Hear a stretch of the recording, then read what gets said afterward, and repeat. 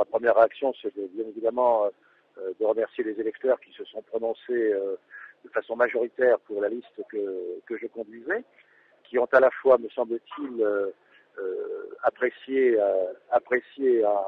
un bilan, mais aussi accepté un projet que nous leur présentions.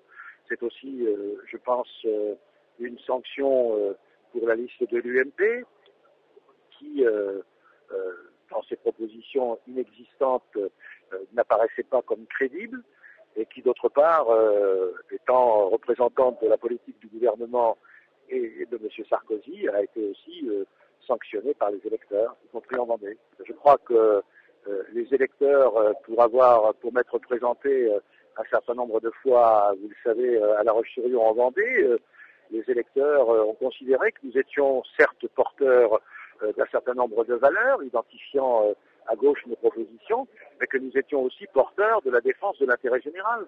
Je suis dans cet esprit, et j'ai fait ça depuis 6 ans à la tête de la région, et je souhaite que les électeurs qui se mobiliseront entre les deux tours, parce qu'il faut bien évidemment considérer que rien n'est fini, rien n'est joué à partir de ce premier tour, il y a effectivement une tendance et qu'il faut maintenant confirmer cette tendance. Chacun sait que c'est une élection à 2 tours. Notre démarche, c'est de dire, bien évidemment, il faut à nouveau se mobiliser et se déplacer pour le second tour. Rien n'est gagné, même si un certain nombre d'indications dès le premier tour sont très précises dans la région comme dans l'ensemble du pays.